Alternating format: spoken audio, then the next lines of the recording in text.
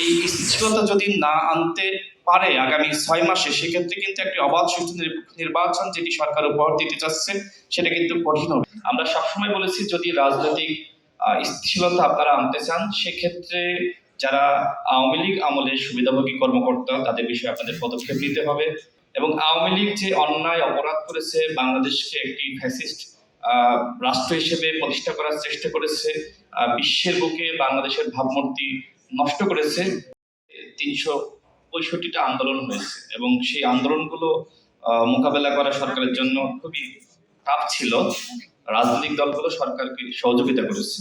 আজকে আমার দেশ পত্রিকার একটি সংবাদ, সেখানে উল্লেখ করা হয়েছে যে হাসিনার আশীর্বাদ পুষ্ট কর্মকর্তারা তাদেরকে 4 জন উপদেষ্টা প্রটেকশন দিচ্ছে। এটা আমার বক্তব্য না, এটা একটা পত্রিকার বক্তব্য। এখানে একজন উপদেষ্টা আছেন।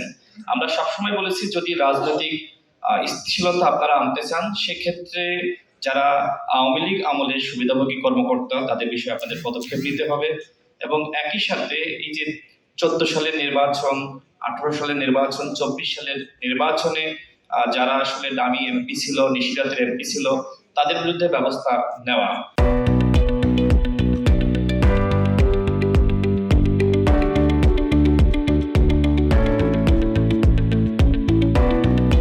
এবং আওয়ামী লীগ যে অন্যায় অপরাধ করেছে, বাংলাদেশকে একটি ফ্যাসিস্ট রাষ্ট্র হিসেবে প্রতিষ্ঠা করার চেষ্টা করেছে, বিশ্বের বুকে বাংলাদেশের ভাবমূর্তি নষ্ট করেছে, তো সেক্ষেত্রে এই আওয়ামী লীগের যে অর্থনৈতিক ব্যবস্থা, সেই ব্যবস্থার বিরুদ্ধে আসলে পদক্ষেপ গ্রহণ করেছে।